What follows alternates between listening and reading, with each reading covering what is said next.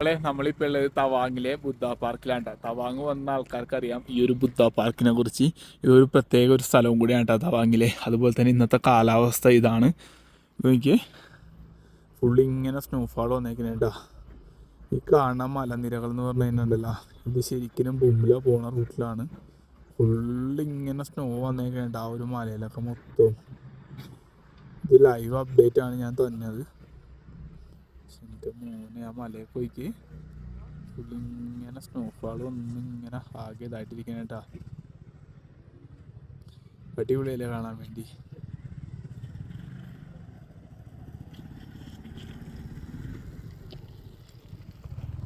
അതുപോലെ തന്നെ നമ്മൾ ഇപ്പോൾ 2-3 ദിവസമായിട്ട് ഇവിടെ സ്റ്റെക്കായിട്ടിരിക്കണേട്ടാ. നമ്മുടെ സൈക്കിള് കംപ്ലൈൻ്റ് ആയി. അപ്പോൾ ഇവിടെ സ്റ്റെക്കായിട്ടിരിക്കണേണ്. ഇനിയിപ്പോൾ അറിയില്ല എന്താവുമെന്ന്. സൈക്കിൾ വരാൻ ഇനി 2 ദിവസം പിടിക്കും. അപ്പോൾ ഒരു പിടുത്തമില്ല കേട്ടോ.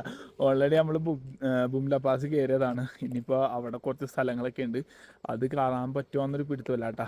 ഇത് ലൈവ് അപ്ഡേറ്റ് ആണ്.